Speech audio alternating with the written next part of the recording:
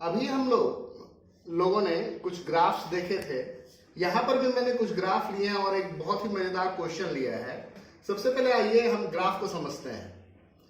ये एक चाल समय ग्राफ है, जैसा कि आप देख पा रहे हैं, यानी y एक्सिस पे मैंने चाल लिया है, x एक्सिस पे समय लिया है और चाल समय ग्राफ की ढाल त्वरण की माप है। ये जो स्लोप होता है स्पीड टाइम ग्राफ का, that gives you acceleration.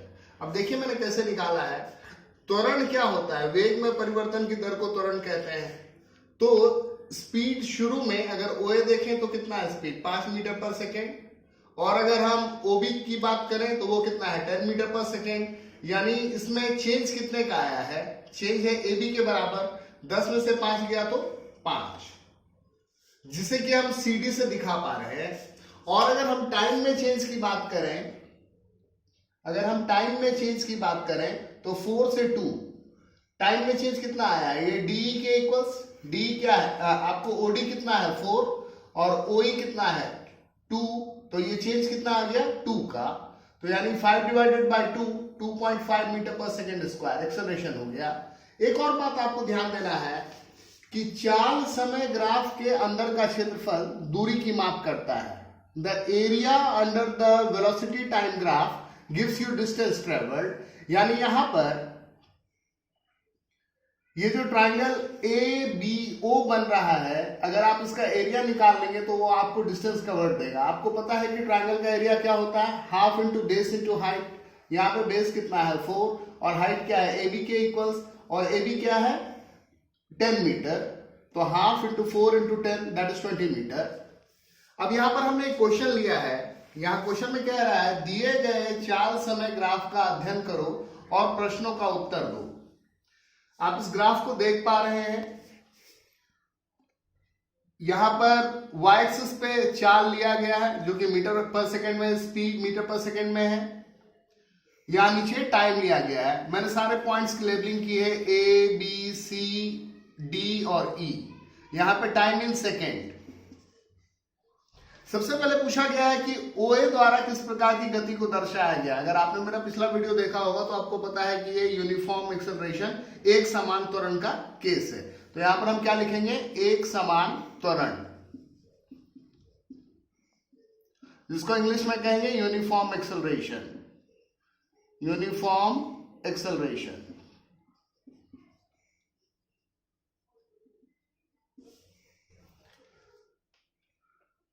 AB द्वारा किस प्रकार की गति को दिखाया गया है?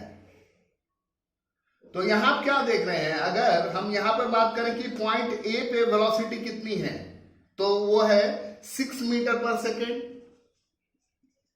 आपका U। और अगर हम B की बात करें पॉइंट B पे, तो वहां पर भी वेलोसिटी क्या रह जाती है? वो भी 6 मीटर पर सेकेंड ही है।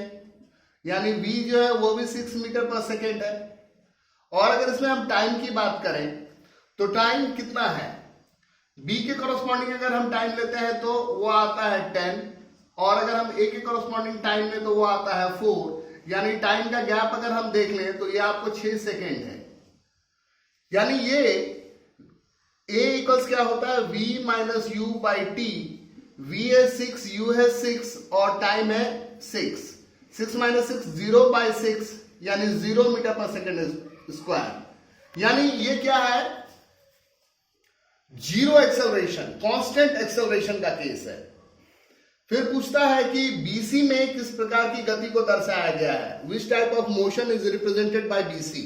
तो अगर आप BC में देख लें तो आप ये कह सकते हैं कि यहां पर क्या हो रहा है? स्पीड शुरू में 6 था और ग्रेजुअली वो स्पीड 0 हो गया है टाइम के साथ। यानी ये क्या है? यूनिफॉर्म, एक समान मंदन, एक समान मंदन, यूनिफॉर्म रिटार्डेशन का केस है। यूनिफॉर्म रिटार्डेशन का केस है।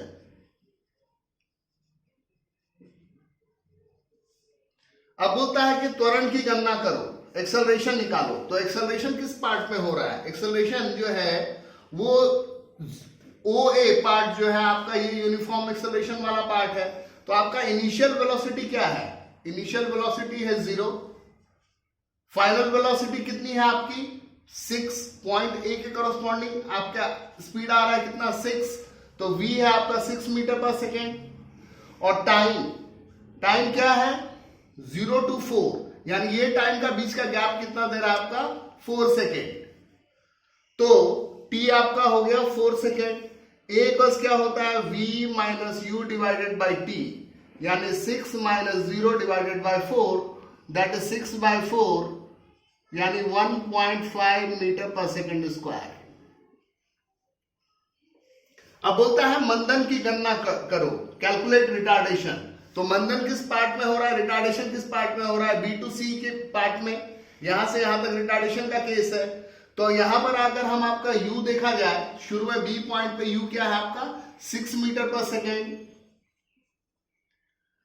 वेलोसिटी, फाइनल वेलोसिटी, आप जब C पॉइंट पे आ जाते हैं तो आप क्या टाइम एक्सिस पे आ गए, यानी उस वक्त आपकी वेलोसिटी क्या हो जाती है 0 मीटर पर सेकेंड।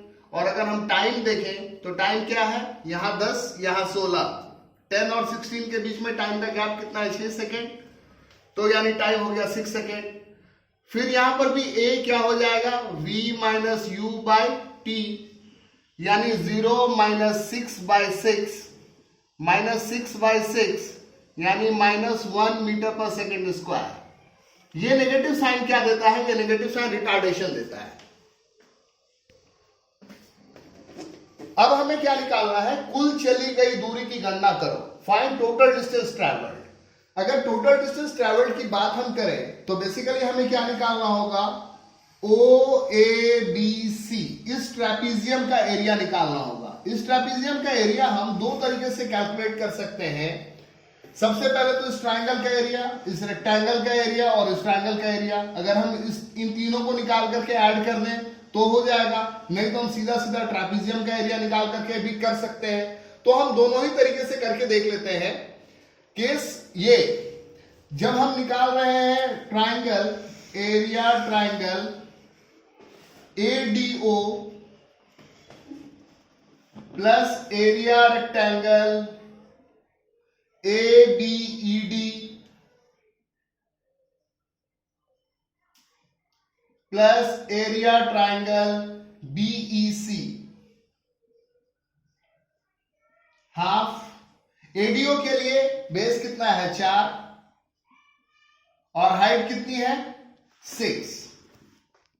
इस रेक्टेंगल के लिए लेंथ कितना है AD, जो कि बराबर है 6 के, और विड्थ कितना है 6, plus area triangle BEC half. इसके लिए बेस कितना है 6 और इसके लिए हाइट कितनी है 6। इससे कैंसिल हो जाएगा 2 टाइम्स में, 2 6 12, 6 6 36, और यहां 18, 12 और 18 30, 30 प्लस 36 66 मीटर। और अगर आप ट्रेपीजियम के थ्रू करेंगे तो एरिया ट्रेपीजियम क्या होता है, half sum of parallel sides into height. Half, दो पैरेलल साइड है यहां पर, एक है AB और एक है OC। AB कितना है, AB है 6 और OC कितना है 16, और हाइट जो है वो क्या है AD के इक्वल्स, AD कितना है 6, हाफ इंटू 22 इंटू 6, यहां पे 66 मीटर आया आंसर।